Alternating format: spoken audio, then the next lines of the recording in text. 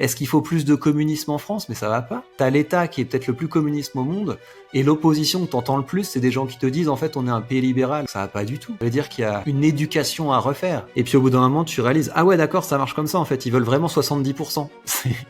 Et là, tu te dis non mais c'est pas possible. J'ai envie que mes enfants grandissent dans un monde où on arrête de taper sur la tête de ceux qui réussissent pour subventionner les gens qui échouent. Je pense que je serais un gentil dictateur éclairé moi. Et je te fais un système où je vire tous les impôts, toutes les taxes, et je remplace tout par une flat tax à 5 ou 10%. Et je trouve par ailleurs les podcasts business sont beaucoup trop compromis avec le côté ouais je suis woke, je suis inclusif, ça ne me gêne pas de payer des impôts, mais t'es une baltringue mon pote. Bienvenue dans un nouvel épisode des Individus Souverains. J'y propose des conversations avec des penseurs, des entrepreneurs, des bâtisseurs qui essayent chacun à leur manière de développer leur liberté et leur souveraineté, mais aussi la nôtre, que ce soit d'un point de vue économique, intellectuel, financier, géographique, ou parfois même énergétique et bien plus. Et aujourd'hui, je suis avec Victor Ferry. Salut Victor. Salut Jean-Charles, salut tout le monde.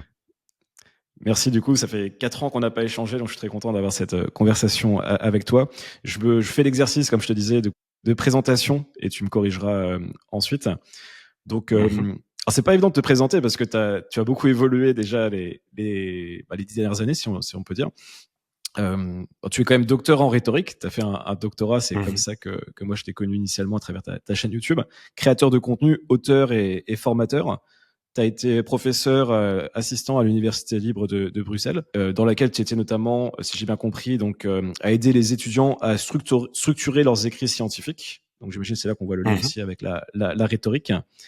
Et moi, je t'ai connu surtout à partir de 2019, ou plus 2020 pour ma part, avec ta chaîne YouTube que tu as lancée à cette époque-là, donc de vulgarisation sur la thématique de la rhétorique, où tu étais devenu la figure, on peut dire, dans la francophonie sur la rhétorique sur Internet.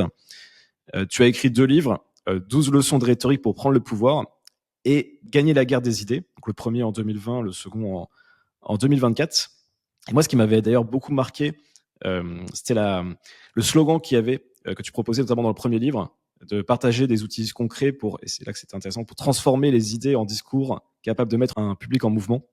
Et ça, j'ai fait une petite aparté, mais moi, c'est ce qui m'a poussé à créer mon manifeste en 2020, qui a amené l'idée du philopreneur que j'ai développé, qui a abouti sur un livre aussi, donc ça a beaucoup eu d'impact aussi dans ma trajectoire, donc déjà, merci par rapport à cela. Et du coup, tu crées aussi des formations en parallèle depuis cette époque, même un peu plus loin que ça, si je dis pas de bêtises, ça avait même commencé avant la chaîne YouTube. C'est ça, c'est vers 2019. Ok. Et par contre, entre-temps, depuis nos derniers échanges, tu as créé une deuxième chaîne YouTube, Victor Ferry Business et News, où là, c'est plus de la documentation, la réaction à l'actualité, et tu documentes notamment tout ton parcours d'entrepreneur, investisseur et créateur. Et ce qui est intéressant aussi, ce sera un thème sur la chaîne, c'est, comme je reprends tes mots, mais la liberté de ton que tu t'es permis progressivement de prendre, avec les termes que tu utilises souvent, que je trouve hyper intéressant dans la construction d'un individu, la construction d'un entrepreneur aussi.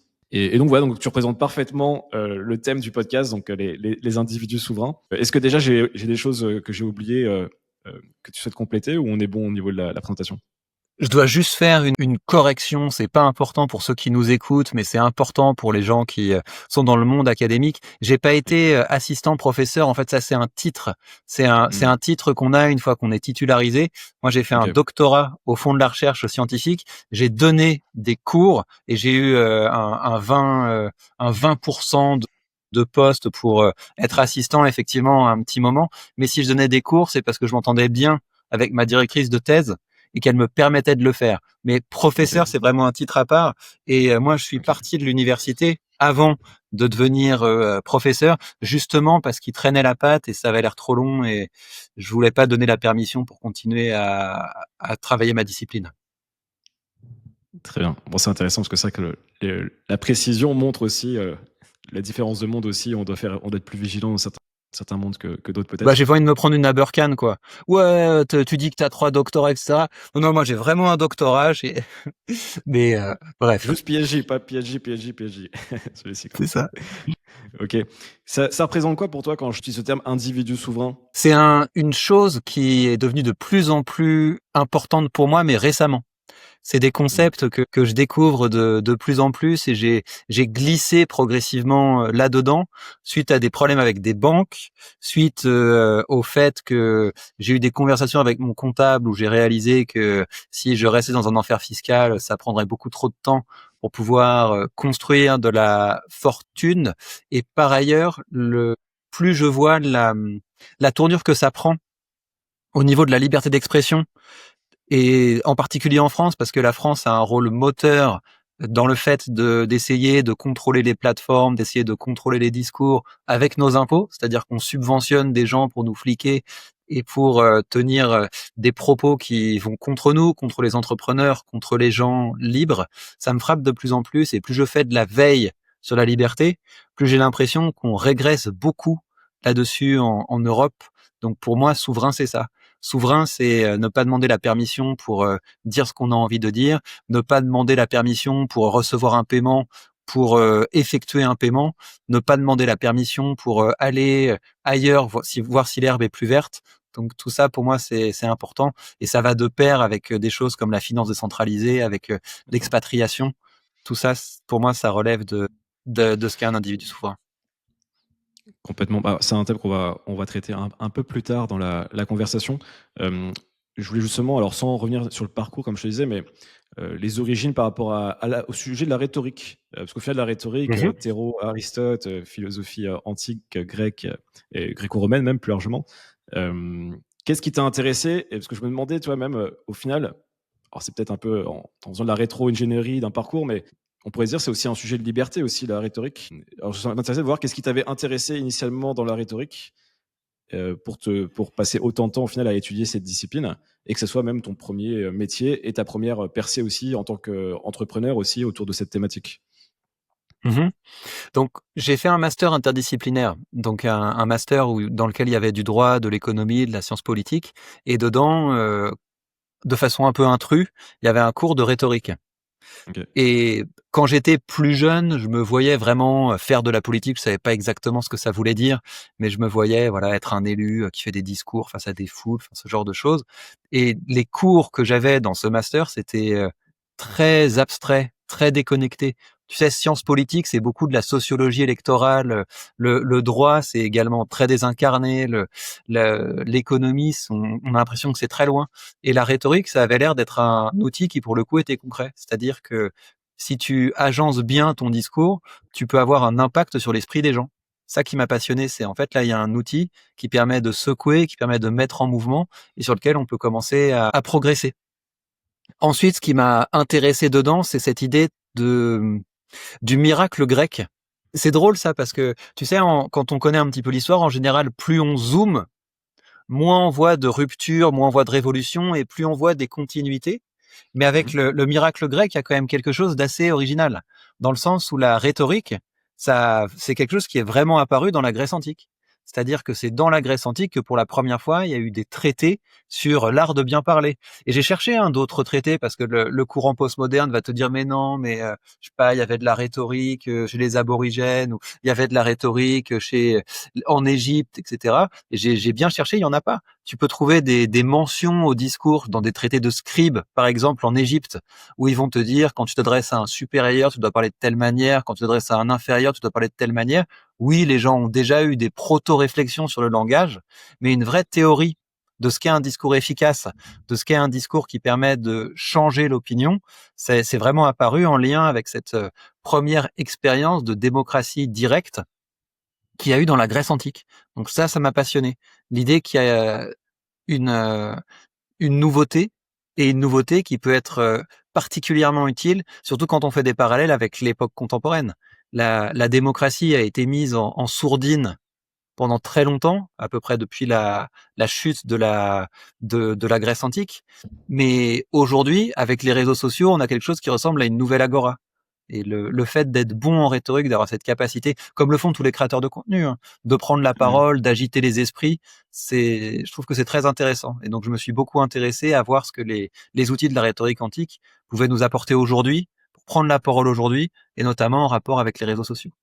Et le fait d'être capable d'exprimer directement ses idées et de se défendre soi-même aussi de cette manière pendant les C'est ça. procès comme Apologie de Socrate, par exemple, qu'on peut lire de Platon, où il se défend lui-même. Tout à fait. C'est la vraiment première cette fois idée qu'on te... que c'est ça. C'est cette idée qu'il y a eu le passage d'un monde où les décisions étaient prises par des figures d'autorité, par des figures magico-religieuses. Enfin, ça a existé les pythis, hein, les prêtres, les oracles. On va consulter les dieux avant de prendre une décision. Ça a vraiment existé. Et pendant très longtemps, les sociétés humaines ont pris les décisions en s'appuyant sur les anciens et sur des figures qui étaient censées faire le lien entre les dieux et les hommes.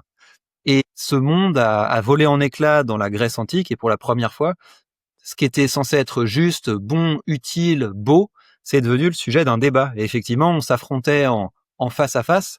Et Socrate, c'est un bon exemple du fait qu'il pouvait y avoir un véritable enjeu. Parce que Socrate, effectivement, a été attaqué en justice. Il a été attaqué en justice, en fait, dans le contexte de la défaite dans la guerre du Péloponnèse.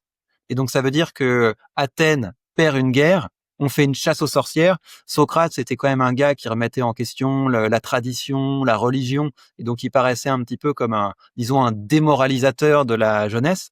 Donc il a été attaqué pour ça, et il a perdu, et il est mort. Donc si on ratait, on n'était pas capable de faire une bonne prise de parole en public, ça pouvait avoir des conséquences capitales. Ouais, on invite les gens à lire l'apologie de Socrate, c'est pas très long en plus, et ça permet de se prendre conscience de tout ce que tu as évoqué. Dans la continuité, moi, ce qui m'intéresse aussi, c'est effectivement cette transition, parce que j'imagine, moi, autant, tu vois, à 16 ans, je sors plus ou moins du système scolaire, j'y vais encore, mais intellectuellement, je décroche et je me dis, il faut faire autre chose. Tu vois. Comme moi, c'était poker en ligne, après, c'était l'entrepreneuriat, tu vois, je me suis construit, mais au final, très jeune. Et je me dis toujours à quel point c'était plus simple pour moi, d'une certaine manière, en ayant commencé jeune, parce que du coup, c'est presque natif d'une certaine manière. Alors que toi, tu représentes plus le côté, j'ai réussi dans un domaine académique, j'ai fait de longues études, etc. Donc, comment tu as réussi au final à... Et j'imagine que ça a pris du temps aussi, même quand tu es entrepreneur au début, parce qu'on garde les structures aussi, j'imagine, du passé, parce que ça se gomme pas en deux, ça. Comment tu as pu faire cette transition d'un point de vue intérieur et extérieur entre je suis dans une voie académique et je vais développer tout ce qui est autour, à maintenant je suis entrepreneur et que tu te sens vraiment entrepreneur. Tu vois la nuance entre je deviens freelance ou je fais ma petite activité, je me sens vraiment entrepreneur. Au début, ce qui m'a beaucoup aidé, c'est les créateurs de contenu, c'est les podcasts, c'est Ouais. YouTube. C'est parce que je partais de très loin. Effectivement, moi, je voyais ma carrière à l'université, je me disais, je vais être professeur, et donc on se confronte pas au marché, hein. On est très loin du marché. Ça veut dire qu'on est notre travail est validé par notre statut. Et c'est pas parce que ton article va avoir tant de citations de pairs que tu vas avancer. C'est pas parce que tu vas avoir tant d'applaudissements quand tu donnes une conférence que tu vas avancer. C'est très difficile en fait les métriques pour déterminer si tu es un bon chercheur. Il y a beaucoup de choses qui se déterminent un petit peu grâce à ton CV académique, mais aussi beaucoup par le copinage. C'est très difficile en fait de se dire est-ce que je fais du bon travail, qui je sers, mon travail sert à qui. T'es très loin de ce genre de questions. Et donc moi, j'ai pas eu le choix parce que encore une fois, j'allais devenir papa. Et au même moment, on m'a dit retente l'année prochaine pour le poste de premier assistant. Là, on a d'autres gens à faire passer avant toi. Donc je me suis dit bah non, je vais créer mon boulot et je vais essayer de m'en sortir tout seul. Mais c'était pas facile parce que effectivement, tu viens de très loin. Servir le public, qu'est-ce que ça veut dire? Apporter de la valeur, qu'est-ce que ça veut dire? Donc je me suis blindé les oreilles de podcasts francophones, de podcasts américains pour avoir l'impression d'appartenir à une communauté de gens qui parvenaient à vivre de leur activité en ligne. Et j'ai créé beaucoup de contenu sur YouTube. Et le fait de créer du contenu sur YouTube, de voir que ça faisait des vues, que je pouvais améliorer, optimiser en réagissant à l'actualité, le fait que une fois qu'on a commencé à marquer des points sur le marché de l'attention, ça doit pas être si dur d'être capable de faire des produits qui marchent. Bien, c'est ces mécaniques que j'ai commencé à maîtriser. Mais ce qui m'a beaucoup aidé, c'est qu'il y avait d'autres créateurs de contenu. C'est que quand tu tapais business en ligne, il y avait des gens qui te motivaient, qui essayaient de t'embarquer avec eux. Et donc, merci les réseaux sociaux. Merci Internet, merci les réseaux sociaux. Enfin, c'est ça, Clairement. 100%. Tous les matins, je me réveille, je dis merci Internet dans ma tête. Tu vois, presque. Je rigole, mais c'est pas loin de la vérité en vrai. Je trouve d'ailleurs que les gens perdent vite de vue en fait la chance qu'on a justement de vivre aussi à cette Mais c'est époque et parce de qu'ils en foutent pouvoir. rien. C'est parce qu'il y a beaucoup de gens qui en font rien et donc ça devient des moutons qui répètent le discours médiatique. Les gens avec leur téléphone. Bah oui, il y a beaucoup de gens qui sont juste dans une attitude de consommateur et je pense qu'on peut faire des choses très bêtes sur les réseaux sociaux, mais c'est parce que les gens ne sont pas assez entreprenants. Et donc les réseaux sociaux, c'est fait pour créer. Et, et toutes les fois que je consomme du contenu, c'est en me disant ça va me motiver, ça va me stimuler, ça va me permettre de créer mes prochains contenus. Il y a quelque chose qui m'avait marqué aussi dans ton premier livre. Euh, Au-delà il y a 3 slogans, on va dire, la catchphrase. Il y avait l'exercice du manifeste que moi j'invite. Bah, d'ailleurs, on le reprend d'ailleurs même dans nos programmes. Du coup, j'ai un programme avec Elliot Meunier qui Mhm. s'appelle Perspective, et on pousse les gens à écrire très tôt leur manifeste, aussi leur vision du monde à l'instant T, qui est un exercice mais qui est vraiment surpuissant. D'ailleurs, tous ceux qui écoutent, je vous invite aussi à faire l'exercice. Et troisième chose qui m'a énormément marqué dans ce livre, c'est quand tu partages la réalité des débuts en tant que formateur aussi. Ça, c'est quelque chose que je trouve qui est fondamental, parce qu'une des grandes erreurs, je trouve, dans l'entrepreneuriat, ou des mauvaises conceptions, c'est à quel point c'est difficile et à quel point il faut faire preuve de résilience et penser long terme. Et tu mets clairement les chiffres dans le livre. Je me souviens, ça m'avait marqué. Moi, j'avais pas fait du tout de formation à cette époque-là, où Mhm. tu fais genre une vente ou 0 vente à certains lancements, après 2, après 4. Et puis après, ça commence à monter et ça commence à devenir intéressant, et tu commences à pouvoir vraiment vivre de tes formations. Quand bien même tu avais déjà une audience aussi. C'est ça que les gens ne se rendent pas compte, c'est que même en ayant une audience, on n'a pas encore gagné. Il y a encore des compétences à développer, de la résilience aussi à développer, l'antifragilité à développer. Et ça, je trouve c'est beau aussi dans ton parcours, parce que, et c'est ce que je trouve, tu vois, pour aider beaucoup de gens, c'est ce qu'ils oublient. C'est à quel point il faut être capable de durer. Et il suffit pas juste d'avoir un feu de paille, une réussite sur une vidéo ou autre. Il faut être là pendant des années, des années, des années, et partir du principe que ça va être difficile et que c'est cool que ça soit difficile. Ça crée aussi des barrières à l'entrée, ça crée aussi d'autres choses. Euh, pour autant, j'imagine que ça ne doit pas être évident à gérer. Comment tu étais en termes de disposition mentale à cette époque? Parce que j'imagine, bah, encore une fois, il y avait les structures un peu du passé, peut-être même ton rapport à l'argent était différent. Comment tu as vécu cette époque où il y avait quand même, bah voilà, la difficulté de l'entrepreneuriat des débuts, un début de succès sur YouTube, de visibilité, mais peut-être que c'était plus dur en termes de monétisation. C'est intéressant d'en parler aussi, je trouve, la face cachée un petit peu du business et une construction d'entrepreneurs indépendants. En fait, ce qui m'a aidé, c'est de me focaliser sur le positif. Parce qu'effectivement, la première formation que j'ai créée, ça m'a demandé 2 mois de travail. Et j'y passais vraiment toute la journée. C'est assez stressant en fait, parce qu'on se dit c'est de ça que va dépendre ma subsistance. Là, j'investis beaucoup d'énergie dedans. Qu'est-ce que ça va donner? Et j'en ai vendu une. Et le fait d'en vendre une, plutôt que de me dire bah non, mais tu peux pas vivre avec ça, je me dis mais non, mais regarde, mais c'est trop bien. Ça veut dire que c'est possible. Ça veut dire que quelqu'un a acheté, quelqu'un a été convaincu par le discours, quelqu'un a effectivement payé. C'est possible d'encaisser des paiements. Tout ce que tu as à faire maintenant, c'est d'essayer d'améliorer, essayer d'optimiser. Et donc après, je suis passé à 2 formations, 3 formations. Après, j'ai fait un pack avec les formations que j'avais déjà créées. J'ai dû passer à 5, 6. Et ça, c'est là qu'on se dit, il faut optimiser tout. Et donc, les leviers pour optimiser, c'est créer toujours plus de contenu, créer du meilleur contenu. C'est être capable de voir les formations également comme des produits qui surfent sur l'actualité. Important, ça de se dire, il y a des nouvelles tendances et les gens, s'ils sont sensibles aux tendances quand ils décident de regarder une vidéo, ils doivent être également sensibles aux tendances quand ils décident d'acheter un produit. Et le fait d'essayer d'introduire de la viralité dans les produits qu'on crée, c'est des choses qui permettent d'optimiser au fur et à mesure. Et je suis encore en train de me former aujourd'hui pour progresser, hein. C'est pas seulement les débuts qui sont difficiles, c'est le fait d'avoir des trous après avoir eu des phases où on a gagné beaucoup. Ça c'est difficile parce que il faut encore se remettre en question. On se disait non mais là ça roulait, je faisais du chiffre, j'avais un peu de sécurité, j'étais capable de me dire tiens ce mois-là je fais tant, le mois suivant je vais faire ça, etc. En fait c'est un vrai grand 8. Et donc tu l'as très bien dit, c'est important de se dire la difficulté c'est cool parce que c'est parce que je suis capable de manger des difficultés et de progresser et d'avancer que je suis capable d'aider les autres. Et là j'ouvre une parenthèse mais ça me semble important. Tu sais quand on se demande c'est quoi la différence entre l'humain et l'IA, qu'est-ce qui va nous rester? L'IA elle est capable de tout faire mais ça lui fait rien. L'IA est capable de produire absolument tout mais sans se fatiguer, sans galérer. Le propre de l'humain c'est de souffrir. c'est de galérer, c'est d'avoir des difficultés. Et une personne qui tente des trucs, qui échoue, qui rame, c'est une personne qui, une fois qu'elle est passée de l'autre côté, est capable d'aider d'autres humains qui sont en train de galérer et de ramer.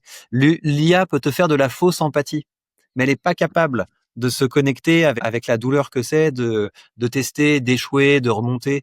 Et donc là, je pense qu'on a une vraie valeur ajoutée en tant que formateur. Et aujourd'hui, ce sur quoi je travaille plus particulièrement, c'est de m'assurer qu'un maximum de gens finissent les formations. Parce que c'est facile de vendre. Enfin, c'est pas facile de vendre, mais au bout d'un moment, ça devient plus facile de vendre. Mais quand tu as 10 à 20% des gens qui vont au bout, ça va pas. Et il y a beaucoup de formateurs qui sont dans cette situation où tu as peu de gens qui vont au bout de la formation. Et donc aujourd'hui, je suis en train de travailler beaucoup sur la gamification, la récompense pour pousser un maximum de gens à aller au bout des formations. Effectivement. Alors ça sera pour les personnes qui font des formations, mais je confirme que c'est très frustrant au final. Mais c'est que pareil avec un livre, on pourrait dire aussi, hein, c'est frustrant de vendre des livres et de se dire en fait les gens vont pas le lire. C'est que le début, l'achat du livre au final, il y a très peu qui lisent le livre. Complètement. Et qu'est-ce que tu fais? Ça m'intéresse, alors c'est de la curiosité, mais sur la gamification, les pistes que tu explores là pour justement avoir plus de taux de complétion. J'ai créé un token, un token qui s'appelle l'artisan token, et assez rapidement dans mes formations, il y a une activité à faire. Faut montrer le résultat, et quand on me montre le résultat, on reçoit le token. Ce que je fais, c'est que il y a une partie des revenus de mes formations que j'utilise pour créer des bourses d'études. Et donc ça veut dire que quand les gens commencent une formation, la formation a une dotation, et si les gens possèdent le token et arrivent au bout de la formation et font les activités avant la date limite, eh bien, ils reçoivent une partie de cette bourse d'études. Et donc, plus les gens accumulent de tokens, plus leur part de la bourse d'études sera importante. Donc, c'est ça le mécanisme que j'ai mis en place. Et autour de ça, je vais créer un écosystème, parce que c'est ça qui est intéressant avec les tokens et la finance décentralisée, c'est que ça te permet effectivement de voir directement qui le possède, qui récompenser, mais ça te permet aussi d'avoir des clés d'accès pour des sites, des clés d'accès pour des conversations privées, des clés d'accès pour du contenu exclusif. Et donc autour de ce token, je vais créer un écosystème qui fait que les gens seront intéressés à se former toujours plus, et seront intéressés à se former sur le long terme. C'est ça qui est génial avec ces mécanismes de token et dans le Web3, la crypto aussi, c'est tous ces nouveaux mécanismes d'incitation économique, on pourrait dire, qui n'existent pas dans l'économie classique. Et c'est un vrai problème. Enfin, on va rentrer dedans un peu plus tard, mais c'est génial. En tout cas, du coup, je prends note effectivement de comment on y réfléchissait aussi dans notre programme Perspective, de comment proposer des incitations avec potentiellement effectivement des tokens. Donc ouais, j'avais jamais parlé avec quelqu'un qui l'avait vraiment mis en place, donc c'est cool quoi. Tu parlais d'IA juste avant, pour fournir un peu le volet rhétorique. Quels sont tes usages de l'intelligence artificielle? J'ai vu que tu avais fait des vidéos récemment aussi sur ce sujet. Et j'ai une question sur dans quelle mesure tu l'exploites à pleine balle? Et est-ce que tu as des endroits où tu te dis, là, je protège cet espace personnel parce que je considère qu'il a beaucoup de valeur ou que je le souhaite le conserver? Et comment tu arbitres entre j'y vais à fond et je fais gaffe, notamment pour la pensée. Je pense, je vais au bout de quand je te pose cette question, c'est par rapport aussi à la protection de la pensée, l'esprit critique, que je pense est très important pour toi. Est-ce que c'était un sujet et comment tu gères tout ça? Oui, je pense qu'il y a un risque d'atrophier sa capacité de rédaction, d'atrophier sa capacité à avoir une pensée structurée, mais de la même manière qu'on a eu le même problème avec le moteur de recherche, tu sais. Les gens confondent je pourrais avoir accès à l'information avec je sais. C'est ça le fait. Tu peux googler, avoir l'info, et donc les gens ont tendance à pas se rendre compte du peu qu'ils savent. Et l'IA, ça pousse ça encore un petit peu plus loin, parce que ce qu'on délègue, c'est je serais capable de dire ça, je serais capable de formuler ça, et donc on peut devenir assez débile. Donc moi, ce que je fais, c'est que j'utilise plus l'IA comme un outil pour rassembler l'information, pour rassembler les faits, mais j'essaie de toujours développer ma capacité à parler sans notes, et à parler dans des formats qui sont non scriptés. Je pense que l'IA a détruit la valeur ajoutée du format scripté. Avant, moi, je scriptais mes vidéos, je passais beaucoup de temps à rédiger, mais même pour le style, etc., l'IA est forte là-dessus.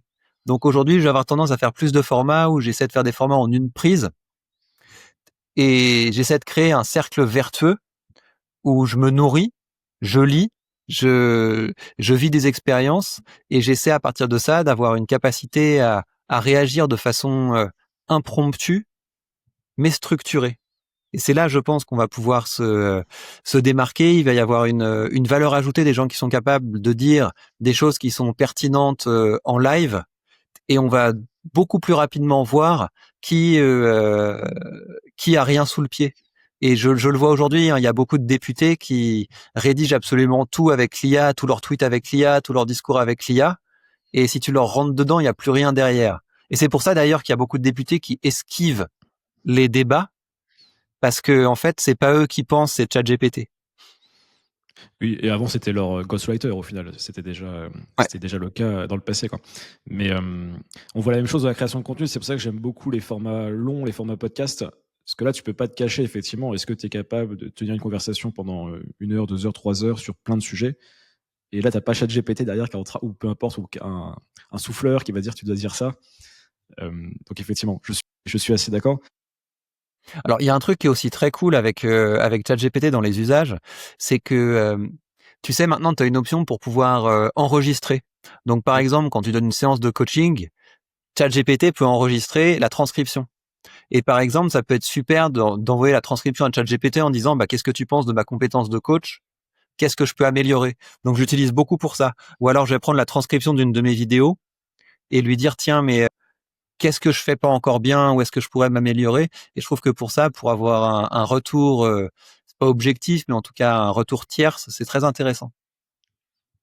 J'utilise beaucoup en partenaire de réflexion. Je peux passer des matinées quand je travaille sur un nouveau produit, un nouveau programme. Non pas pour qu'il me fasse le programme, mais qu'il m'aide comme un coach, quoi. Il me pose des questions, et peut-être même que la question sera pas bonne, mais au moins, il y a une dialectique qui se crée.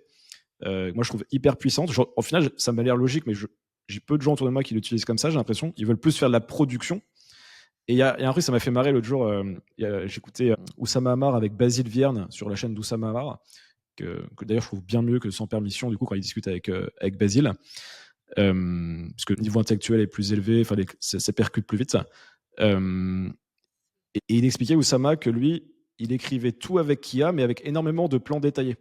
Et du coup, il avait enlevé la charge cognitive qu'on prend pour écrire, qui est quand même fatigant d'écrire, qu'il avait remplacé par un plan détaillé où il prend vraiment le temps de développer ses idées. Et il disait c'était intéressant, et c'est vrai que je vois beaucoup ça, c'est les gens font l'inverse, les gens écrivent avec l'IA et après essaient de gommer pour que ce soit fait par eux et caché, et c'est honteux de dire que tu écris avec IA aujourd'hui. Là où je vois, par exemple, je suis du coup avec Elliot sur Perspective, on parle tout le temps. Il a écrit un livre en 3 semaines sur la danse. Là, lui, c'est un danseur à la base, et il est sur le rapport au mouvement, le rapport au présent, le mouvement et la danse. Enfin, la présence, pardon. Et lui, ça ne le dérange pas. Il l'a fait en 3 semaines son bouquin, mais c'est que des trucs qui viennent de lui, quoi. Et peut-être même 2 semaines. Et je vois qu'on a ce truc en ce moment un peu d'hypocrisie aussi par rapport à l'IA dans les créateurs ou les penseurs ou les gens sur tout domaine d'ailleurs, où on veut cacher que c'est fait par IA. Et par contre, tout a été prompté par IA. Et je trouve ça intéressant aussi, la manière inversée de penser la création. Donc moi, je vais le faire de plus en plus. Encore une fois, hein, c'est pour ça que j'ai évolué, parce que je pense que en fait, les premiers qui vont se faire avoir, c'est les gens qui sont dans le côté un peu spectaculaire, tu sais. Du type les formats TikTok, Instagram, où tu te demandes, tiens, mais que va-t-il se passer si on met 14 mentos dans cette bouteille de coca, enfin, ce genre de truc. Ça, l'IA le fait très bien. Et donc, tu vois que les premières vidéos là, faites par Google VO3, qui font 14 millions de vues, c'est des trucs monstrueux. Tu sais, un énorme serpent dans un cours d'eau, un requin gigantesque. Enfin, c'est des trucs. Donc, je pense que le spectaculaire, c'est quelque chose qui va être très vite remplacé. Le scripté, donc à savoir quelque chose qui est factuel, quelque chose qui avec une bonne narration, avec des bons codes, c'est quelque chose aussi qui va être très vite remplacé. Donc, c'est pour ça que je pense que là où on a une valeur ajoutée, c'est viralité. Tu surfes sur l'activité plus tribalisme, idéologie, coup de gueule, propos borderline, parce que l'IA peut pas te chercher là-dessus parce qu'il y a des enjeux juridiques. L'IA peut pas risquer de stigmatiser, de heurter la sensibilité. Toi, tu peux tenter le coup, tu vois. Donc pour moi, c'est ça qui marche. C'est viralité, sujet viral, plus dire les termes. Alors, on va y venir tout de suite après sur le dire les termes et puis le côté liberté de ton, etc. J'avais juste une dernière question, parce que elle m'intéressait celle-ci aussi, je voulais pas l'oublier. Dans cette logique de souveraineté, moi, je me suis posé beaucoup de questions quand j'ai publié mon livre. Je suis passé aussi par, je crois que tu es chez Erol aussi d'ailleurs, bon, indépendamment d'Erol, mais le monde de l'édition. Je crois que tu as fait le deuxième aussi chez un éditeur. Pourquoi? Et si tu écrivais un troisième livre, est-ce que tu passerais encore avec un éditeur? Et si oui, pourquoi? Ou est-ce que tu auto-éditerais plutôt pour être libre, maître propriétaire de tes droits de livre aussi, quoi?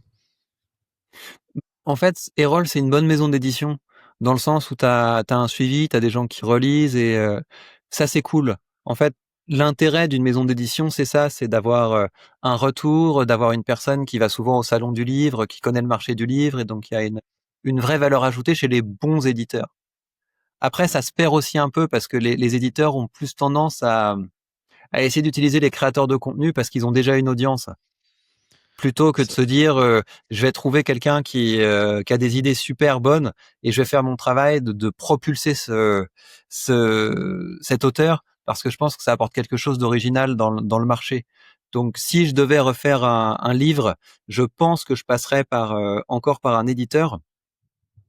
Mais je doute de plus en plus du format livre. Je sais que j'ai eu des retours vraiment positifs sur mes bouquins, j'en ai encore aujourd'hui. C'est vrai que le fait de se poser avec un livre, c'est bien, mais je pense que les personnes qui écrivent des livres, c'est pas les meilleurs du game. Parce que si tu veux, chaque chapitre de mon bouquin, je pourrais le vendre 20 000 balles si je décidais de créer une formation dessus. Donc ça n'a rien à voir en fait en termes de rapport temps-énergie. Donc je pense que les gens qui prennent le temps d'écrire des bouquins, c'est pas les top performers. Je vois ce que tu veux dire. Après, de ce que j'ai constaté les 3-4 dernières années, effectivement, c'est que tous les éditeurs travaillent maintenant avec les créateurs, qui parfois gagnent pas mal d'argent d'ailleurs. Il y a eu pas mal dans le marché français, tu as eu un peu tous les créateurs, je vois, que je connais des fois personnellement, qui ont fait leurs livres.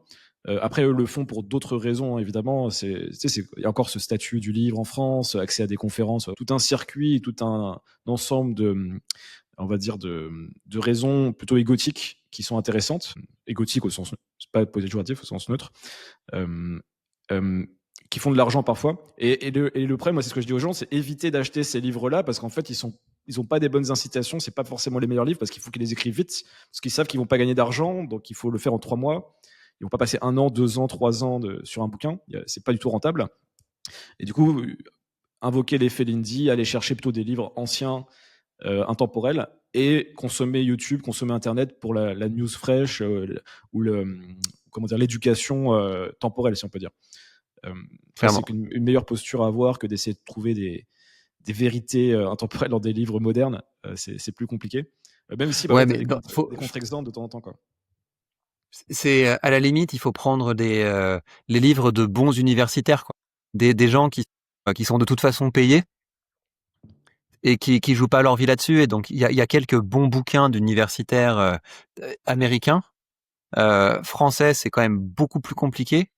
Et honnêtement, je pense qu'un vrai entrepreneur, un vrai infopreneur, soit il a pas le temps d'écrire un bouquin, soit le bouquin qu'il va écrire, c'est pas lui qui l'aura écrit. Donc je me méfie quand même pas mal de Oui. pas mal. Oui, tu as plein d'agences de ghostwriters de livres maintenant qui contactent les top entrepreneurs, donc je confirme. Mon prochain bouquin, c'est quand je serai libre financièrement, quoi. C'est à partir de là, oui, je pourrais me dire c'est sympa, j'ai envie de poser ma réflexion dans un bouquin, mais là, il y a des allocations enfin, je pense qu'il y a vraiment des allocations de notre temps quand on est entrepreneur qui sont bien plus efficaces qu'écrire un livre.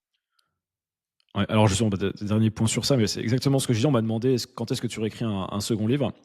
Et en fait, j'ai dit, le problème que j'ai eu quand j'ai écrit mon premier livre, c'est que j'avais pas encore la structure entrepreneuriale et le capital aussi, tout simplement, de me permettre de remettre 2 ans dans un livre, parce que moi j'ai passé quasiment 2 ans entre l'étude et l'écriture et la publication. Et en plus avec l'inertie de l'éditeur, où ça prend du temps, etc., le temps de publier. Et du coup, ça m'a mis quand même dans une zone que j'ai pas envie de retrouver d'un point de vue financier. En gros, j'avais mes invests, mais j'avais cramé mon épargne, en gros, quoi. Et là, je me suis dit, bah non, je me concentre sur vraiment de la construction de capital, la construction d'actifs, audience, argent, réseau, etc. Et seulement après, je me remettrai à se mettre sur des projets presque philanthropiques au final, Mmh. écrire un livre euh, sans aucune ambition financière. Mais c'est un vrai enjeu. Et alors juste quand tu dis liberté financière, du coup, parce que ça veut tout dire une réponse différente, c'est quand est-ce que tu sauras que tu as la liberté financière, te dis justement, j'écris un livre, ça veut dire quoi pour toi atteindre cette liberté financière? Je pense que c'est quand tu es peut-être aux alentours de 20 000 balles par mois de revenus passifs. Là, tu te Ok. dis, t'es bien, t'es tranquille. Ça commence à faire concurrence avec ce que. C'est ça, oui, c'est quand ça commence à faire concurrence avec ton revenu actif. Là, tu peux te dire, ça va, Et je suis tranquille. Après, quand t'aimes le game, t'as toujours envie d'aller plus haut, d'aller plus fort, d'aller plus loin. Mais au bout d'un moment, ouais, je pense que le désir de profiter, de lâcher le pied, ça peut quand même prendre le dessus par rapport à vouloir être toujours plus dans la course. ces 20 000 en passif, c'est par rapport à tes investissements, du coup, est-ce que tu pourrais sortir, du C'est coup, ça, voilà. tout en continuant à investir? C'est Ok, ok, ça c'est en quand tu as. dividendes, intérêts, loyers, tout ça. Ouais. Ok. Et justement, on peut creuser sur ce sujet d'investissement aussi, puis au final le rattacher même au final, c'est un peu le point commun, j'allais dire, entre la liberté de ton et l'investissement que tu as développé, c'est l'ouverture de ta deuxième chaîne YouTube. Alors, je sais plus exactement, tu sauras mieux que moi, c'est vers 2021, 2022, j'imagine, quelque chose comme ça. J'ai l'impression que ça fait 3-4 ans que tu l'as fait. Ça m'étonnerait pas, ouais. C'est peut-être 2022 quand même.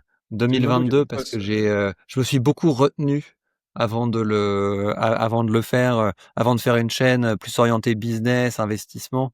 J'avais encore un peu le côté universitaire et ça me paraissait loin.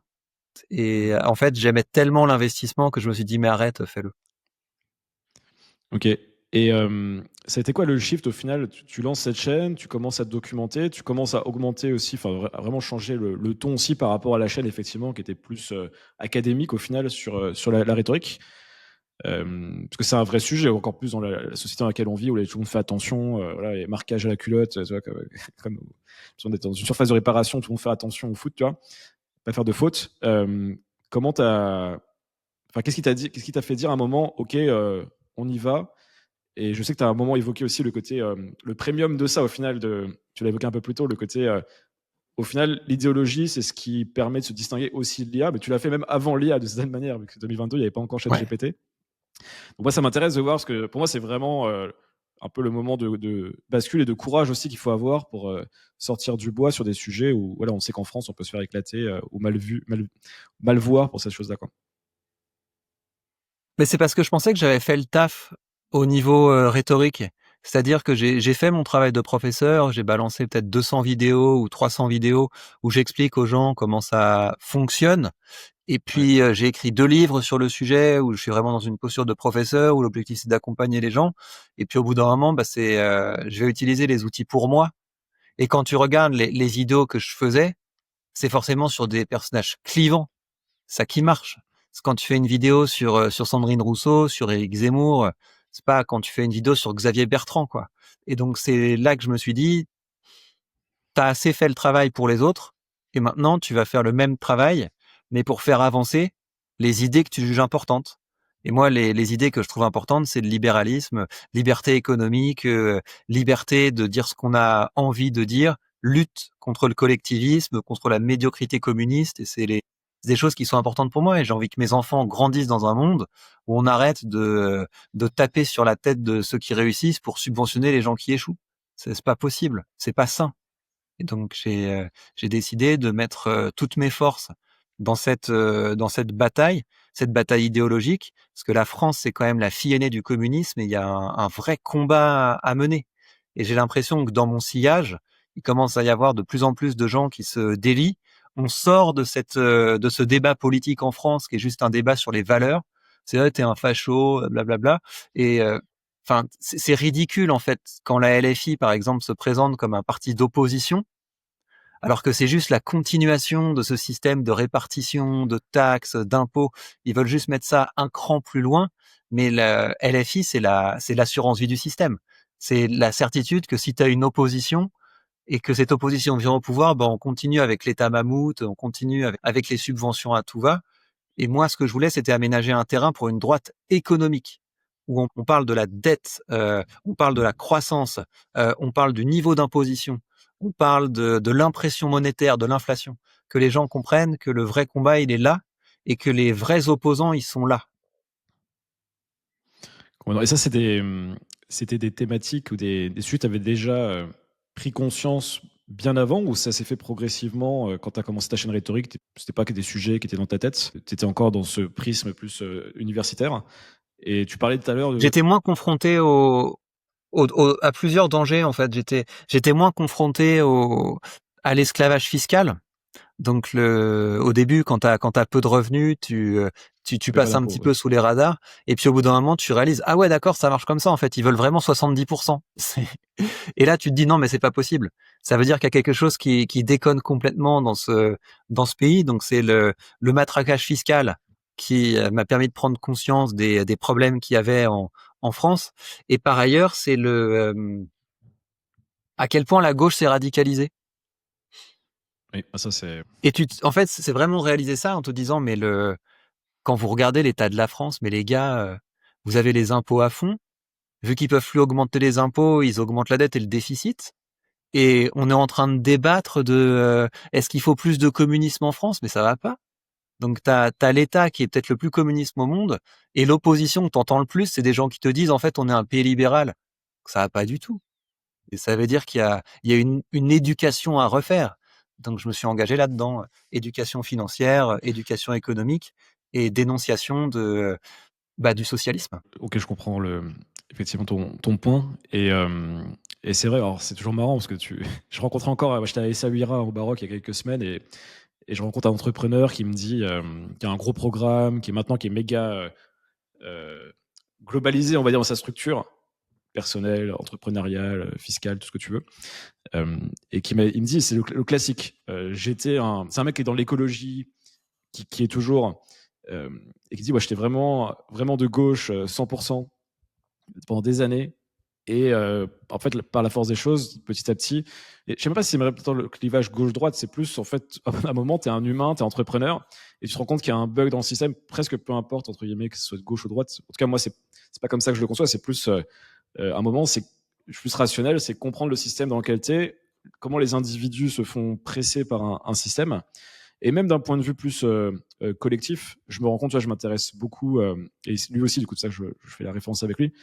Quand tu commences à comprendre, on a parlé récemment sur, tu vois, tu as fait une formation aussi sur le Bitcoin, la souveraineté financière, la compréhension de la monnaie. Moi, je me suis pris un gros rabbit hole aussi cette année sur ce sujet-là. Et en fait, enfin, c'est un peu, ouais, une espèce de red pill, en fait, que tu te prends, en fait, de compréhension. Et je trouve qu'au final, tu vois, même, ça va au-delà du libéralisme. Pour moi, c'est pour tout le monde, tu vois. C'est même pour les gens qui ont peu de revenus ou qui sont dans des situations qui sont un peu bloquées, même si je considère que tout le monde a sa part de responsabilité et peut toujours changer en partie sa trajectoire.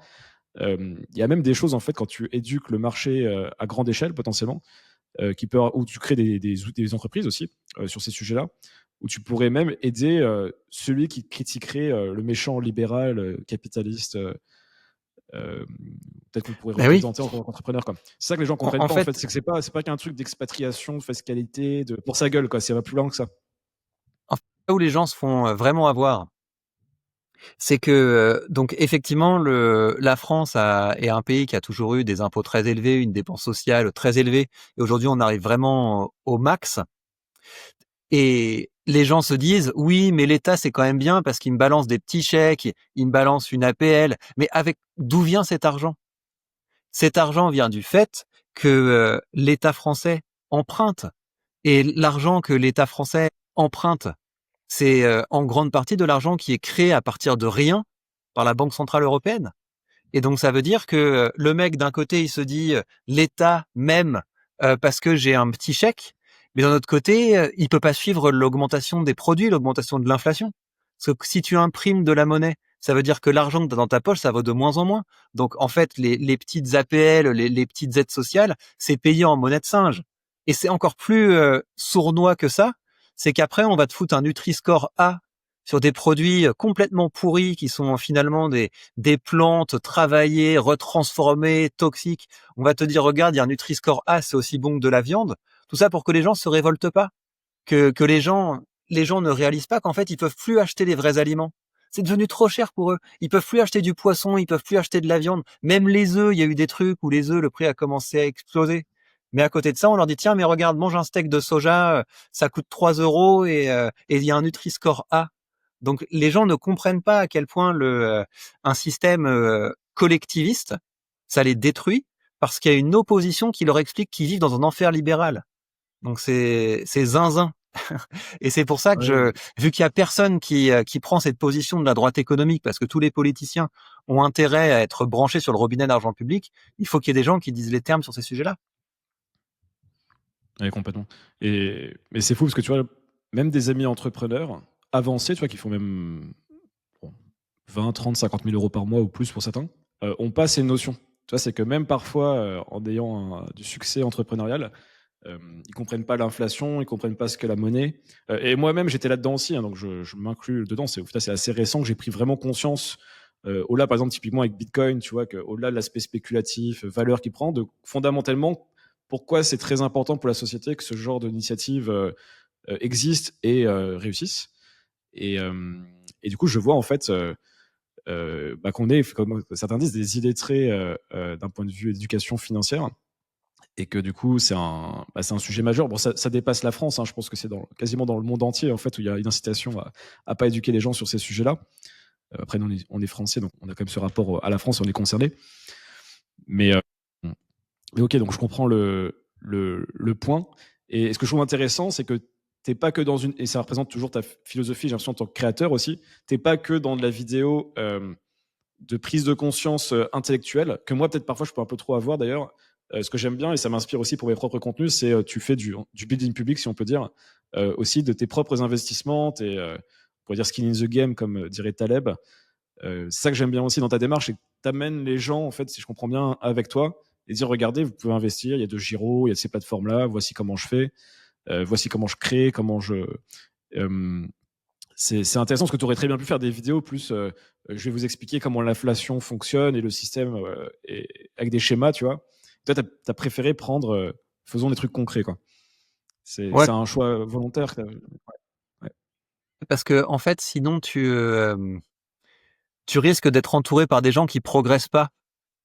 Et ça, c'est terrible en fait. Si tu fais pas monter en gamme ton public, il va te rabaisser.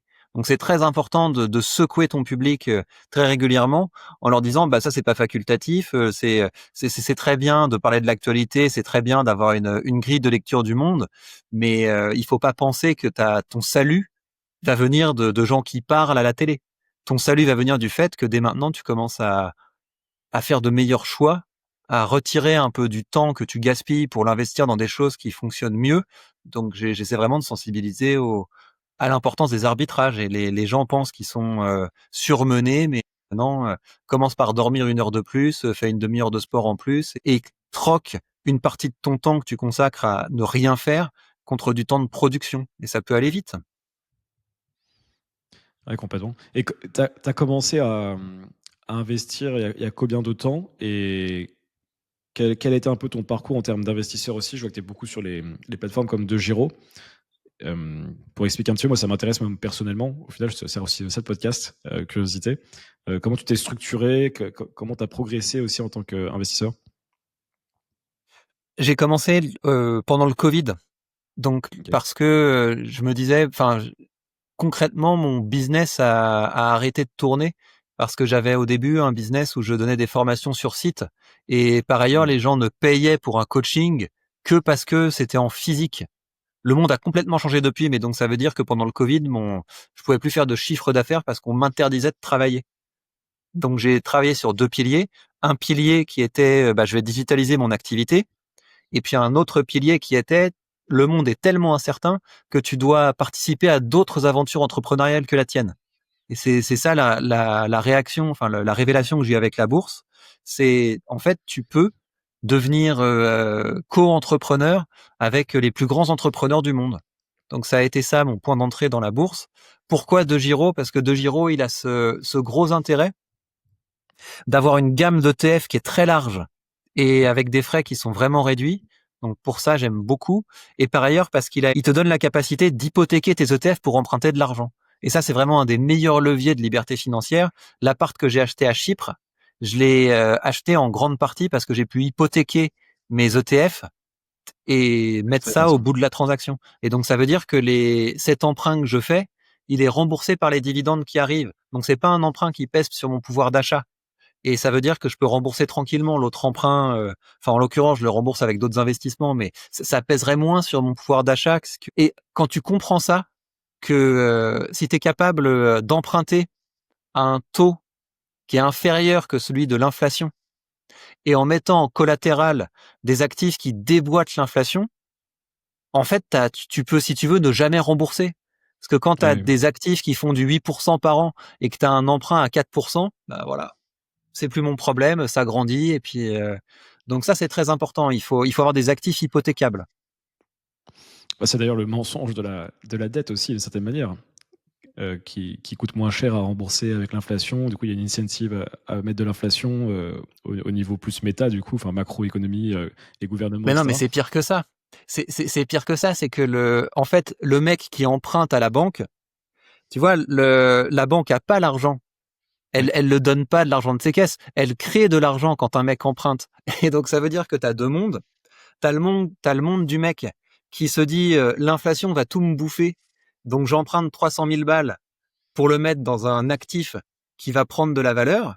Et en faisant ça, il dégrade la qualité de la monnaie du mec qui se dit je garde 30 000 balles sur un livret A.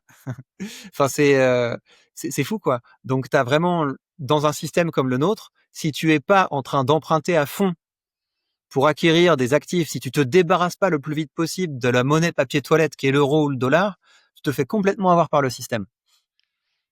Ouais, ça, c'est ce que, effectivement, c'est une des grandes choses que doivent comprendre les gens, c'est celui qui a les actifs qui gagne au jeu tant que le modèle économique, en tout cas, est comme il est, avec, on imprime de l'argent, il y a de l'inflation, et du coup, ton actif prend de la valeur, mais ta monnaie, elle se fait déglinguer, quoi. En gros, elle perd. Mais oui. Il y a l'exemple, de toute façon, c'est simple. Les gens, ils ont juste à faire une recherche. L'exemple du dollar qui a perdu je crois que c'est par rapport à 1900 ou 1910 et jusqu'à aujourd'hui, 93% de sa valeur, en fait. Et les gens comprennent pas. Avant, il y a des raisonnements qui sont complètement inverses. Tu vois, ça va être te dire, ah, mais avant, 1000 $, maintenant, ça vaut, je sais pas, 15 000. Et ils vont dire, mais ils n'avaient pas d'argent avant. Et en fait, ils comprennent pas. Non, c'est juste que les 1000 $ là, ils étaient bien plus forts, en fait, ces 1000 $ que Ouais. les 15 000 que tu as maintenant. Mais c'est pas intuitif, je trouve, quand tu n'as pas les schémas dans ta tête de comprendre ça. Euh, Oui, mais parce que ça Moi, pour avance autant, je ne de comprenais pas, quoi. 2% par an, 3% par an. Et puis en plus, la manière dont l'inflation est calculée, il te calcule au global. Alors qu'en vérité, ton inflation, elle est beaucoup plus forte. Parce que les secteurs qui sont les plus importants dans ton panier, c'est énergie, logement et consommation. Et ça augmente pas de 2% par an, hein. Mais donc on te dit 2% par an, tu te dis ça va, c'est à peu près le taux du livret A. Mais en fait, sur le long terme, les gens se font défoncer. Ça, j'ai une question, je m'étais noté, là, elle me vient, mais à propos, si tu étais ministre de l'économie, tu serais quoi tes réformes en France? Les choses sur lesquelles tu te concentrerais Ministre de pour l'économie, ça évoluer? suffirait pas, moi. Il faudrait vraiment que je sois. Bon, choisis le poste qu'il te faut pour avoir les cartes blanches. Je pense que je serais un gentil dictateur éclairé, moi. Et je te fais un système où je vire tous les impôts, toutes les taxes, et je remplace tout par une flat tax à 5 ou 10%. Et l'idée, c'est que tous les fonctionnaires se retrouvent au chômage. Et ça veut dire que les services qui aujourd'hui étaient rendus par l'État, eh ben, tu les rends au peuple.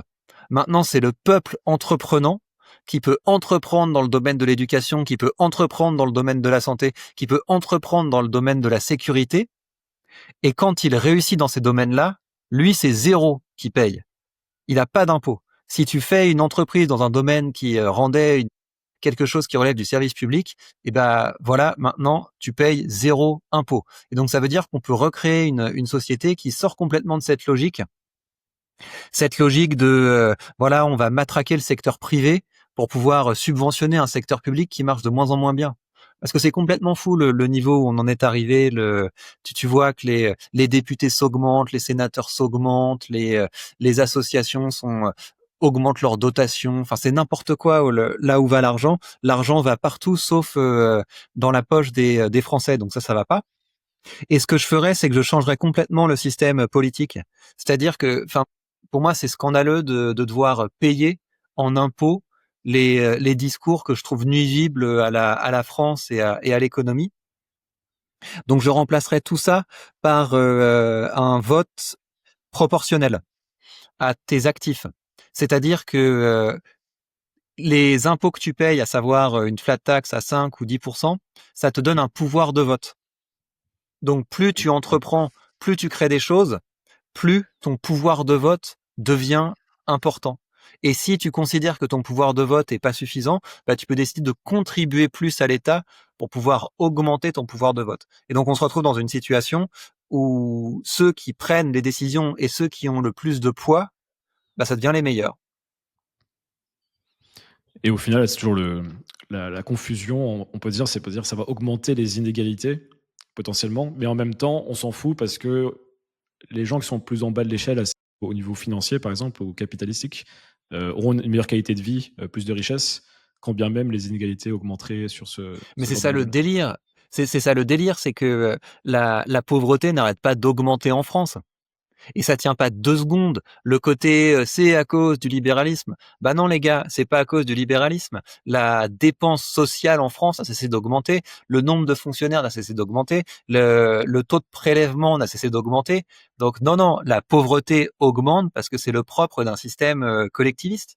Dans un système collectiviste, bah tu détruis les incitations à créer de la valeur, donc les gens s'appauvrissent.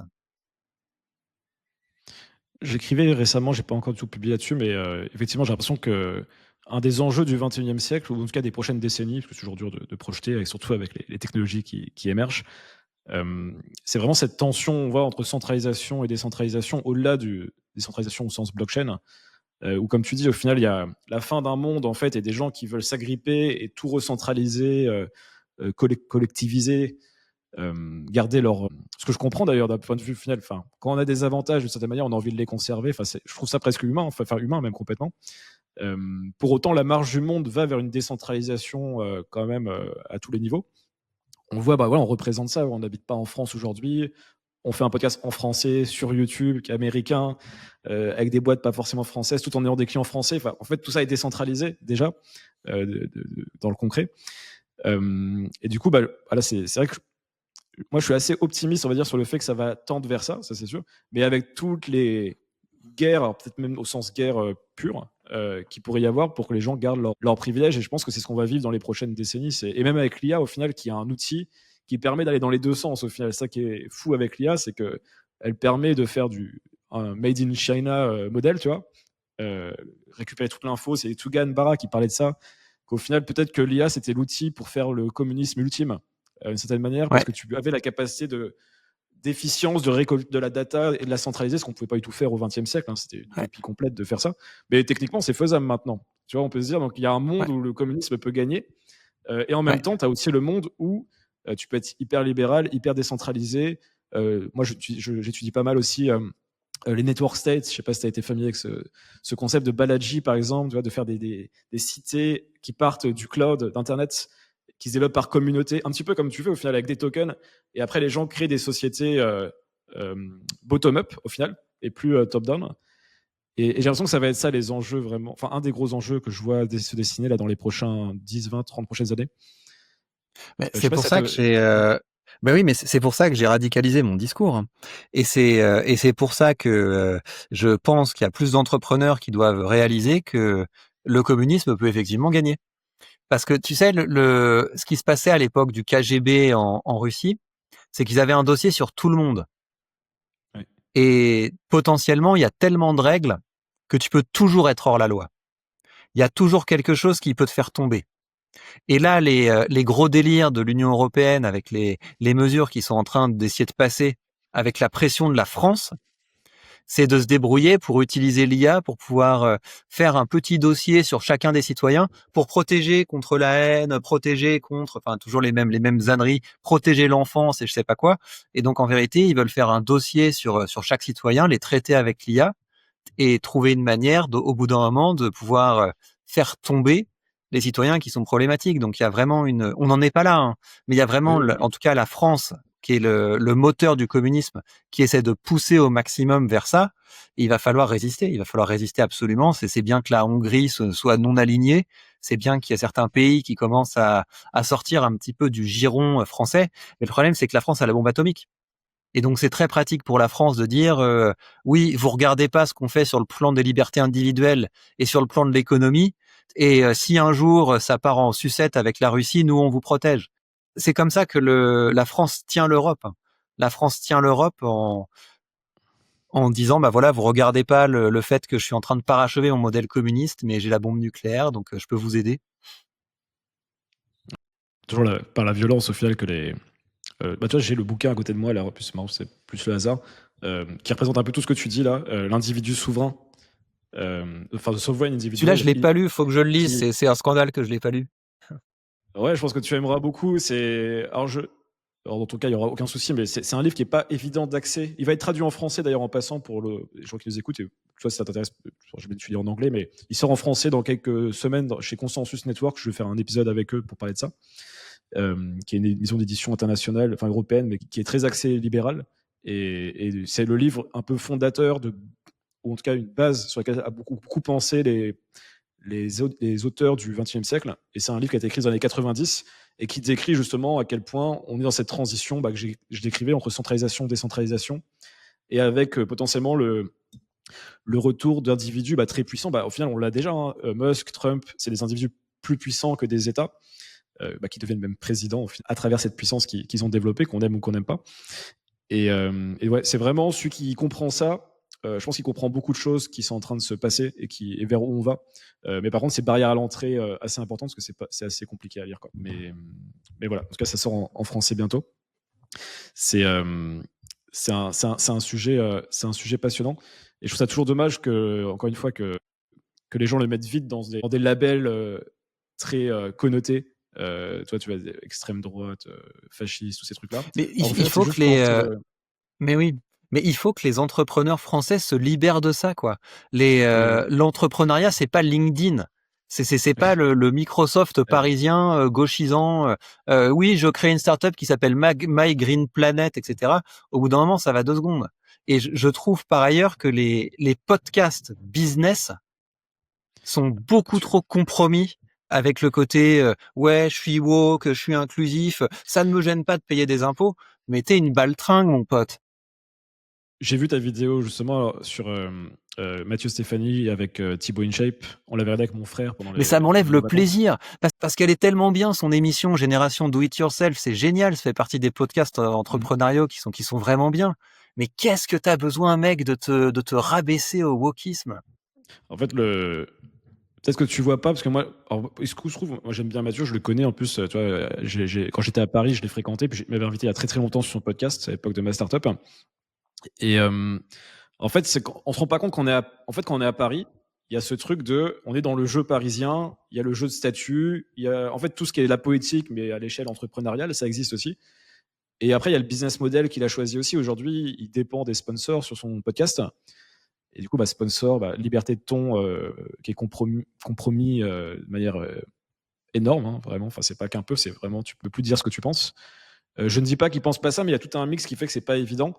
Mais ce qui est fou, c'est à quel point, effectivement, ça joue après sur la posture et effectivement sur les réactions. Typiquement, j'inviterai les gens à aller voir ta vidéo avec Thibaut InShape, justement, sans rentrer dans le sujet, mais sur le rapport au couple et au choix personnel qu'on peut avoir, et de dénigrer au final une version plus traditionnaliste, en tout cas de vouloir juste avoir des enfants avec une femme et que la femme puisse s'occuper de ses enfants au début, en tout cas, de l'éducation, etc. Enfin, bref, c'est très bien expliqué par Thibaut InShape et les réactions de Mathieu Stéphanie et en quelques mots, en fait, c'est plus comme ça, c'est juste la réaction comme ça qui fait que c'est Mais non, mais c'est aussi, on m'avait dit de pas t'inviter parce que t'es sulfureux. Enfin, c'est-à-dire que Thibaut InShape, qui est genre politiquement un macroniste de gauche, est considéré comme d'extrême droite par ce microcosme. Mais ça va pas, les gars.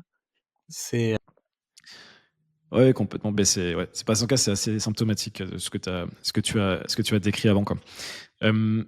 Je voulais aussi, dans la continuité, parler un petit peu de l'expatriation. Là, maintenant, tu es à Limassol, à Chypre. Comment ça s'est mis en place? Moi, ça m'intéresse comment la décision. Déjà, en plus, tu as une famille, donc c'est un projet collectif, un projet commun, familial.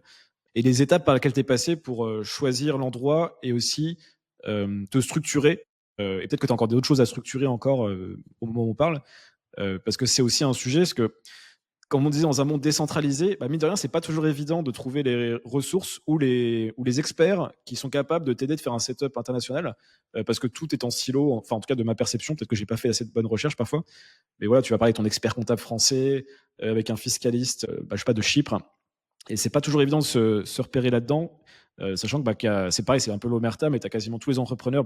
On arrive à Hannah Arendt, La Grève, Atlas Shrugged, où quand tu parles en privé, tout le monde veut plus ou moins partir si c'est pas maintenant, c'est dans un horizon proche. Donc, d'ailleurs, très bon business à monter en ce moment, hein, aider les gens à s'expatrier. Il y a un gros besoin, quoi.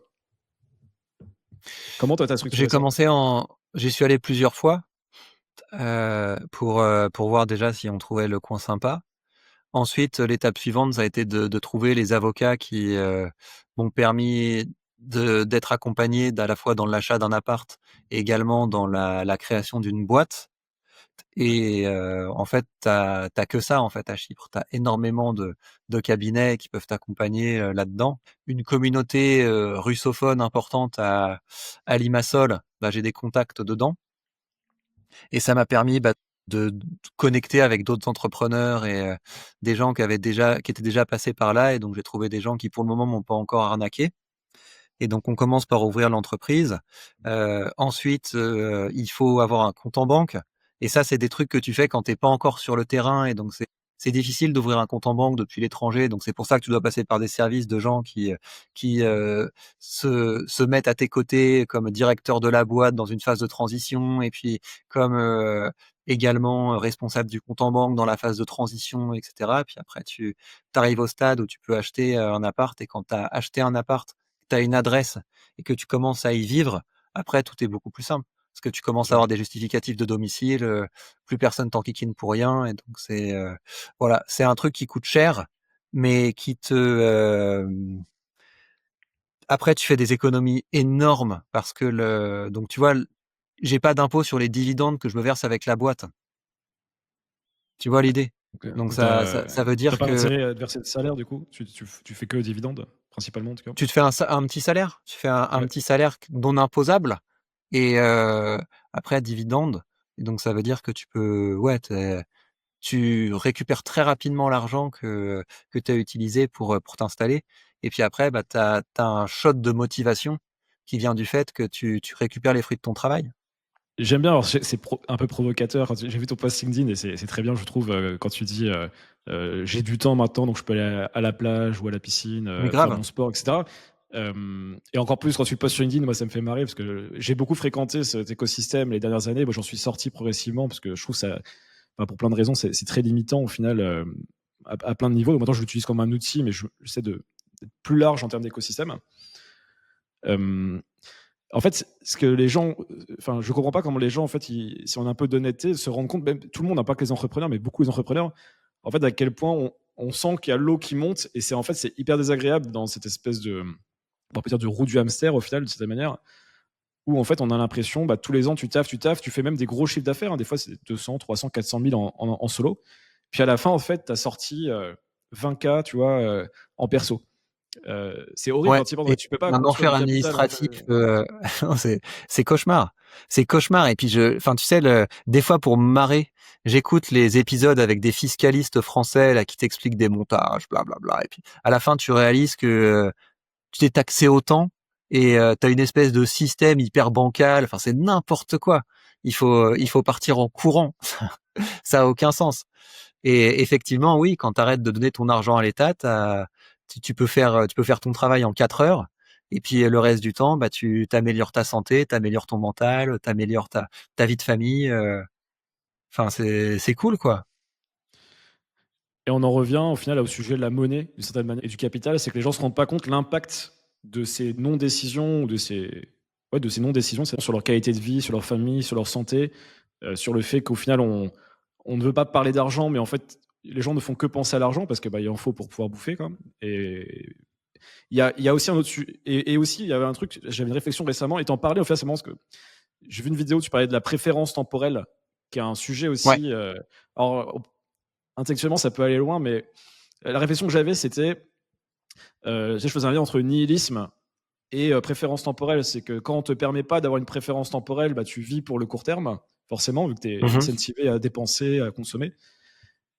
Et du coup, tu es obligé en tant qu'individu et société d'être nihiliste parce qu'en fait, tu n'as pas cette projection. Donc en fait, sans projection, tu peux pas envisager un monde meilleur. Et je lisais récemment Peter Thiel, alors pareil, qui est pas mal aussi entre guillemets contrarien, même si c'est lui-même dit ouais, je suis pas que contrarien, j'ai juste des pensées des fois qui sont divergentes avec la mob, le peuple, enfin la majorité, pardon. Et il expliquait ça au final on vit dans un monde aux États-Unis d'optimisme indéfini. Il parle de ça. Parce qu'en fait, on est dans un délire où on fait. Voilà, alors ça, c'est au détriment un peu des actions, du marché un peu Nasdaq, S&P 500, tous ces trucs-là. Mais il n'y a pas de projet. Donc, en fait, on est tous un peu dans notre petit délire à faire monter les actions avec l'inflation, la dette, etc. Mais il n'y a pas de projet, en fait. Donc, il y a une forme de nihilisme. Et en Europe, c'est encore pire parce qu'en Europe, c'est pessimiste, indéfini. Il n'y a pas de projet, mais Mhm. on est pessimiste, quoi. Et je trouvais ça intéressant, en fait, quand le système est nihiliste, en fait, on ne peut pas permettre aux gens d'avoir un futur, en fait. Et du coup, ils ne vont pas investir parce que ça ne sert à rien d'investir, en fait. Tu vois ce que je veux dire, le lien entre ces notions. Oui, Et je trouve clairement. que c'est un sujet qui est dur existentiellement parce qu'en fait, les gens, en fait, ils aiment pas. En fait, si on va au bout, c'est que les gens n'aiment pas la vie, en fait, quoi. Enfin, ils croient plus en la vie, en fait, de certaine manière, quoi. Et au futur, quoi. Bah, en C'est fait, c'est particulièrement dramatique en France où tu as peut-être 60 à 65% qui est directement branché sur l'État. Donc l'État leur dit je vais prendre soin de vous et en fait rien du tout quoi. Les gens leurs conditions qui se dégradent et ils pensent que leur piste de sortie ce serait un État qui s'occupe encore mieux d'eux et il faut rompre avec ça le plus vite possible. Et après il y a plein de choses super qu'on peut faire et je pense que quand tu es entrepreneur, ton objectif c'est de faire ce constat et ensuite d'accompagner les gens pour qu'ils puissent progressivement sortir de cet univers. Mais je pense qu'il y a aussi beaucoup d'entrepreneurs qui deviennent nihilistes en se disant je m'en fous. Et ou alors c'est par trouille. Peut-être qu'ils ont peur de dire des trucs qui va braquer certains de leurs sponsors ou de leurs clients. Mais moi, le sort de la France, je ne m'en fous pas. Et j'ai envie qu'une partie de mon travail et de mon énergie serve à faire évoluer les mentalités sur un certain nombre de sujets. Et enfin voilà, je pense que le jour où la France te sort la taxe sur le passeport, t'as beaucoup d'entrepreneurs qui vont se dire ah ouais en fait j'aurais peut-être dû m'intéresser à la politique, mais il faut avoir des balls et il faut les mettre sur la table et donc il faut arrêter de faire des podcasts de woke. Ça suffit. En même temps, je comprends encore une fois quand ils sont dans leur petit système clos, c'est en réalité plus difficile. Ça demande vraiment de se faire un vrai pas de côté, qui est pas évident. Mais bon, au final, tu l'as représenté, parce que tu aurais très bien pu rester sur aussi quelque chose de plus consensuel et tu as fait le job pour t'en sortir. Ouais. On a balayé pas mal de sujets, on va pas tarder à conclure. C'est quoi un peu ta vision, tes projets là, maintenant que tu es bien installé? C'est continuer la dynamique sur la chaîne YouTube, continuer à produire du contenu et des formations sur ce que tu apprends, ou tu as d'autres choses que tu prépares? Non, là je suis bien. Je suis bien avec ce rythme-là. Je suis très motivé par le fait de créer un système qui permette aux gens qui se forment chez moi d'avoir de la récompense, de progresser, de grandir. Je voudrais faire plus de format live, mais là j'ai un rythme qui fait que avec les enfants c'est plus compliqué. Là en ce moment ça avance bien. J'ai envie de progresser également sur la notion de est-ce que ça vaut la peine de mettre une partie de la trésor en Bitcoin? J'ai envie Ouais, de un regarder sujet plus précisément plus mal- ça. Je trouve que c'est assez motivant et progresser là-dessus, finances décentralisées, comment est-ce qu'on fait pour se protéger de l'État, pour protéger son anonymat, pour sortir un petit peu du système et retrouver le temps de lire un petit peu plus. Là, j'ai surtout du temps pour les podcasts, mais je voudrais Mhm. bien lire un peu plus parce que lire un bon bouquin, c'est quelque chose qui peut structurer la pensée, le discours pendant un Ouais, moment. Et donc, vu que clairement. j'ai plus de temps, je voudrais, s'il y avait un truc que je voudrais intégrer un petit peu plus, c'est ça. Ok. Ouais, écoute, je te le souhaite pour lire. Moi, j'essaie de la conserver. C'est des habitudes, même malgré tout, j'essaie toujours de garder la lecture énormément. Ça m'aide, enfin, ça fait partie de mes plaisirs et ce qui m'impacte le plus. J'en parle beaucoup sur la chaîne aussi de lecture. Donc, écoute, c'est super. Puis j'aime beaucoup au final, effectivement. C'est des fois, moi, j'ai le. Et c'est pas forcément bon, mais tu sais, je me posais des questions à certains moments, le rôle et le sens de faire des formations en ligne. Et je trouve au final, quand je regarde ton parcours et ta posture et ce que tu représentes, bah, ça me redonne aussi des fois espèce de cohérence dans ce que je fais. Ça me réaligne. De tirer parce que j'aime beaucoup ton discours, de tirer les gens vers le haut, d'être alignés, d'avancer ensemble, d'aider aussi au passage à l'action, de pas être juste vendeur de programmes ou de formation, puis on s'en fout, les gens ils font pas, de toute façon, c'est pas ma responsabilité, ils ont mis le cash, moi j'ai eu mon argent sur le compte en banque, tout va bien. Donc j'aime beaucoup cette approche. Oui, le vrai plaisir, c'est ça. C'est quand tu as les gens qui te montrent ce qu'ils ont produit Ouais. et là, tu es très content et donc faut encourager un maximum à l'intégration et les gens qui se forment chez toi, c'est le cœur de ta communauté, c'est ceux qu'il faut le plus soigner. On redirige les gens vers où ça, vers la nouvelle chaîne, la deuxième chaîne, ou vers une adresse mail? Oui, c'est celle qui est la plus pertinente aujourd'hui parce que c'est là que je mets mon temps et le canal Telegram est bien aussi parce que j'essaie aussi d'encourager la discussion et d'inviter chaque semaine les gens à partager leur production. Ouais. Donc le canal Telegram est assez sympa. Super, bah, je mettrai ce lien aussi. Merci beaucoup Victor pour ton temps. Avec plaisir. Merci À Jean-Charles et bientôt. puis, bise à tous les auditeurs.